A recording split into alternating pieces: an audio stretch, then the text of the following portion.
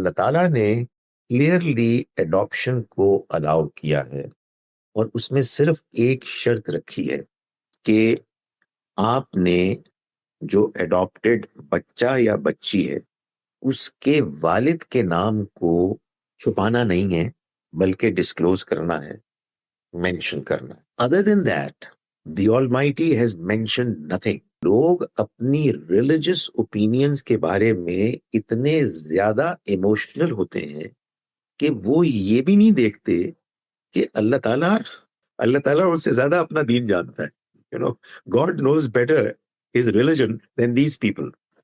سو گزارش یہ ہے کہ یہ جو محرم نامحرم کا ایک معاملہ ہے وہ سمجھنے وہ کیا ہے۔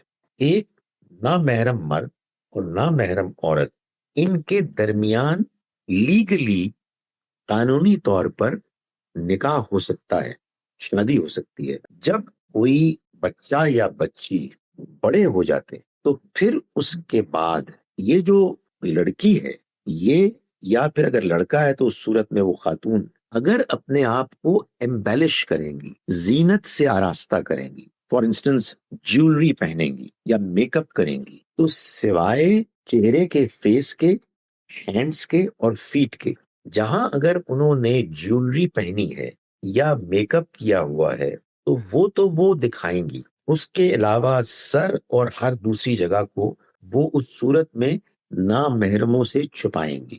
بس یہ حکم ہے۔ ایک اس میں ایڈیشنل چیز ہے جو حدیث میں آئی، وہ بالکل انڈرسٹینڈیبل ہے، بیکاز یہ سب کچھ اللہ نے بتایا ہے ایز اے پریکاشنری میجر کہ زنا سے ہم بچ سکیں۔ اس وجہ سے یہ کہا ہے کہ کہیں بالکل اکیلے میں نامحرم مرد اور عورت نہ ہوں جس سے وہ خدشہ بڑھ جائے۔ That's about it۔ ایک عورت جو اس بچے سے وہ 30 سال بڑی ہے اور اس نے اس کو ماں کی طرح پالا ہے۔ ہم ٹیچرز، خواتین ٹیچرز ہوتی ہیں، یہ پریکٹیکل معاملات ہوتے ہیں۔ وہ جس چیز سے حدیث میں روکا گیا ہے، we know what it is، کہ آپ کہیں اکیلے میں لڑکا لڑکی مرد عورت جو ہے وہ ایسے ہیں کہ ان کو کوئی خدشہ نہیں ہے کہ آس پاس کوئی ہے، then you are inviting trouble، you are inviting evil۔ اس سے بچنے کے لیے حدیث میں ایک ایڈیشنل بات کہی گئی ہے۔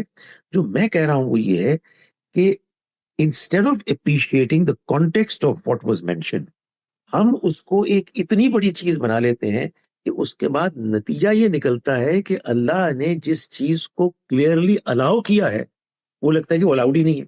یعنی لوگوں کو اس بات پر پریشانی نہیں ہوتی کہ وہ کتنی بڑی بات کہہ رہے ہیں کہ خدا تعالیٰ کہہ رہا ہے کہ اڈاپشن از الاؤڈ، وہ کہتے ہیں it's not allowed.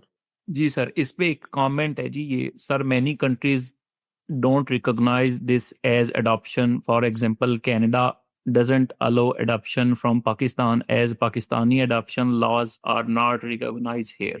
I know Pakistanis in Canada who have adopted children, so I don't know۔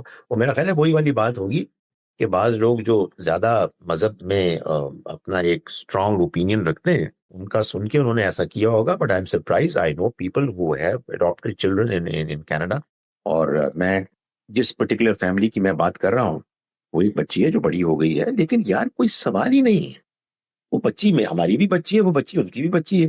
یہ محرم اور نامحرم تو ایک بالکل ہی قانونی طور پر کنفرم چیز ہو گئی، but not every نامحرم lady is somebody about whom you'll say oh my goodness یہ کون آ گئی میرے سامنے۔ ایک نارمل بیہیویئر ہے، ہم اپنی نگاہ کو پاک رکھیں گے جیسے کہ قرآن کا حکم ہے، اپنی شرم گاہوں کی حفاظت کریں گے، ہم ان کو ڈھانکیں گے، اور ایک ڈیسنٹ ایک اپروچ انٹریکشن کا اڈاپٹ کریں گے۔ یہ قرآن نے بتایا ہے کہ جب یہ احکام نازل ہوئے تو بعض لوگوں نے اسی طرح سے ایکسٹرا جس کو کہتے ہیں نا کوشن اختیار کر کے سوشلی ایک دوسرے سے الگ ہو گئے۔ they refused to socialize with each other because of that reason۔ تو اللہ تعالیٰ نے اسی سورہ مبارکہ میں، سورہ نور میں، سورہ نمبر 24 ہے یہ، جس میں ورسز 30-31 میں اللہ تعالیٰ نے یہ بتایا ہے کہ what are the etiquette of interaction between men and women۔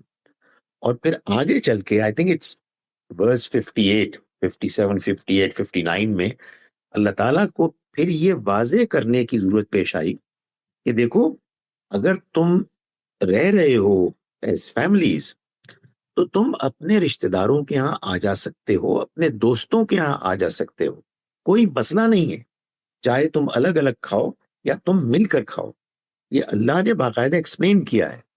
لیکن وہی بات ہے نا کہ جب مذہب کی دنیا میں آپ کسی پوائنٹ آف ویو کو اختیار کر لیتے ہیں اور پھر اس کے بارے میں شدت اختیار کر لیتے ہیں then it becomes very difficult۔ مذہب کے ہر معاملے میں یہی انفارچونیٹلی پرابلم ہے۔ اسی وجہ سے ٹو بگن وتھ میں نے یہ بات بیان کی تھی کہ اللہ کے دین کو آپ نے سیکھنا ہے تو آپ کو اپنے ذہن کو کھلا رکھنا ہوگا، آپ کو قرآن مجید کو پڑھنا ہوگا، سمجھنا ہوگا، دوسرے کی بات کو سننا ہوگا، اور کبھی بھی ریجٹ نہیں ہونا ہوگا۔ جی سر، ہم یہ کہہ سکتے ہیں کہ یہ جو چھوٹے موٹے اختلافات ہیں یہ شاید اللہ تعالیٰ نے اس لیے بھی رکھے ہیں کہ وہ یہ چاہتے ہیں کہ ہم اپنی عقل استعمال کر کے درست فیصلے تک پہنچنے کی کوشش کریں۔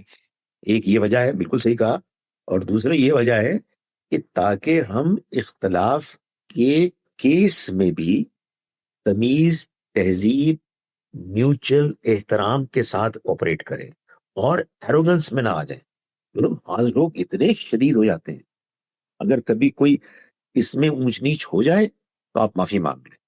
سو یہ اختلافات اللہ تعالیٰ خود فرماتے ہیں اسی لیے کہ اللہ ہمیں اس میں آزمائے، کہ وہ دیکھے کہ ہم میں سے کون صحیح بات تک پہنچنے کی کوشش کرتا ہے اور کون دوسروں کی رسپیکٹ کے ساتھ پولائٹلی وائزلی اپنی بات کرتا ہے۔